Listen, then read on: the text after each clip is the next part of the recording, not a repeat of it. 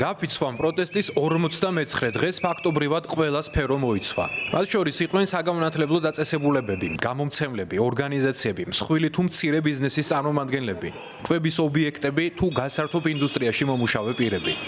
პირველ რიგში მნიშვნელოვანი არის გავიაზროთ ის, რომ ამ კომპანიებში მუშაობენ ადამიანები, რომლებსაც აქვს პროტესტის გრძნობა, რომლებიც ჩვენთან ერთად აპროტესტებენ ამ 2 თვის განმავლობაში, თითქმის 2 თვის განმავლობაში და ეს არ არის რაღაც ხელოვნური პროცესი, ეს მომდინარეობს იმ ადამიანებისგან, რომლებიც ამ კომპანიებში მუშაობენ და ამ კომპანიებს აქვთ რესურსი იმისი, რომ დისკომფორტი შეექმნან რეჟიმს, რომელიც სრულიად უსამართლოდ დაბატიმრებს ადამიანებს და აწამებს საპროტესტო აქციის მონაწილეებს. ამიტომ ძალიან მნიშვნელოვანია ის, რომ რაც შეიძლება ბევრი კომპანია და ადამიანი შეუერთდეს ამ გაფიცვას.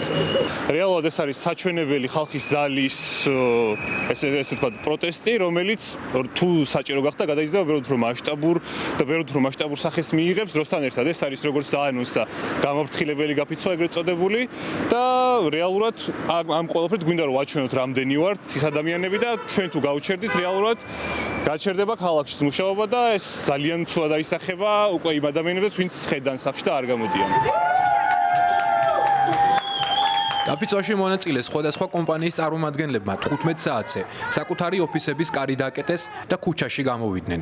ჩვენი სფეროს კომპანიების გაფიცვა ძალიან დიდ დარტყმას მიაყენებს განსაკუთრებით ეკონომიკის სფეროს, იმიტომ რომ ძალიან ბევრი ბიზნესი დამოკიდებულია ჩვენს კარგ ფუნქციონირებაზე და ჩვენ ყველანაირად შევეცდებით რომ დისკომფორტი შევქმნათ მაქსიმალურად ხელისუფლებისთვის, რომ მათ გაუჭირდეთ დიდი ხნით ამ პოზაში ყოფნა, რა პოზაშიც ახლა არიან. დღეს ხალხს ძალიან დიდი ძალა აქვს.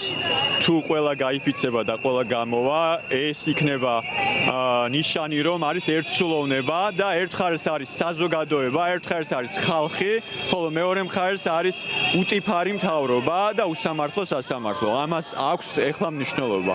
ამ ერთსულოვნებას ვაჩვენებთ ჩვენ, სხვადასხვა პროფესიის, სხვადასხვა კომპანიის დასაქმებულები, გამოვდივართ და ვაჩვენებთ, რომ ჩვენ ვართ ერთად, ხალხი ვართ და ვართ საზოგადოება. ჩვენ ერთმანეთთან არ ვართ დაპირისპირებულები, ეს არის საზოგადოება, ეს არის ხალხის ხმა და დროა რომ გაიგონ ხალხის ხმა. გავიფიცეთ. ასეთ წარწერას შეხვდებოდით ასობით ობიექტის ვიტრინებსა და კარებზე. ვფიქრობ, რომ დღევანდელი გაფიცვა არის ესე ვთქვათ პრეცედენტული საქართველოს საზოგადოებისთვის, იმიტომ რომ ეს ესე ვთქვათ ესეთი მასშტაბური ჩვენს კულტურაში აქამდე არ ყოფილა დამოუკიდებელი საქართველოს კულტურაში. გაფიცვა ემსახურება იმას და არის ერთგვარი მესიჯი ის, რომ უამრავი სფეროს წარმომადგენელი საქართველოში უჭერს მხარს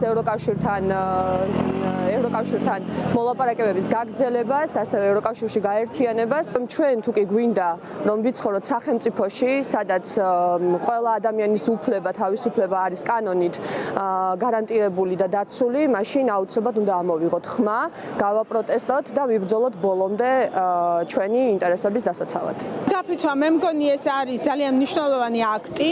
ერთის მხრივ ჩვენ ვაჩვენებთ ქვეყნის დე-ფაქტო ხელისუფლებას, რომ ისევ ვაპროტესტებთ და ვაპროტესტებთ ბევრი და მეორეს მხრივ მგონია რომ ჩვენ ვაჩვენებთ ერთმანეთს, რომ ერთმანეთის სოლიდარულები ვართ.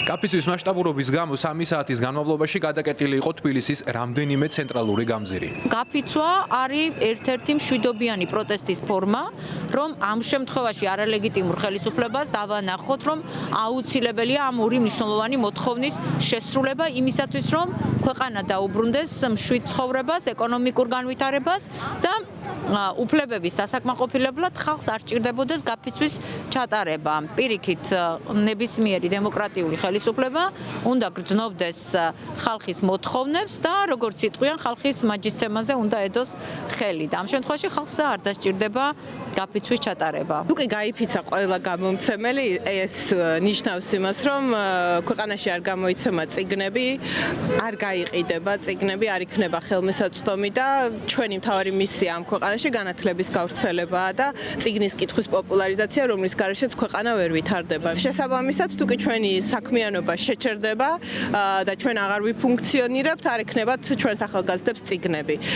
ასე აქედან გამომდინარე ცხადია, რომ ყველა ძალიან კარგად ვაცნობიერებთ იმას, რომ მნიშვნელოვანია, რომ ყველა რგოლი ჩვენს ქვეყანაში მუშაობდეს, მაგრამ დღეს, როდესაც დგას ასეთი მდგომარეობა გვაქვს, როდესაც ჩვენ კარგავთ ჩვენს მომავალს, ვერ ვხედავთ უბრალოდ აზრს ამ სიტუაციაში არც მუშაობის, არც საქმიანობის, იმიტომ რომ მთავარი პრობლემები გვაქვს გადასაჭრელი, მთავარი არის რომ ჩვენ ვიდგეთ იმ კურსზე, რომელიც კონსტიტუციურად არის აღიარებული ამ ქვეყანაში, როდესაც აღდგება სამართლიანობა, როდესაც ქართულ ხალხს დაუბრუნდება ის არჩევანი, რომელიც თელმა ქვეყანამ ერთად გავაკეთეთ, ჩვენი ევროპული არჩევანი, შემდეგ უკვე ვისაუბროთ წიგნებსაც და სხვა ყველაფერს დანარჩენს.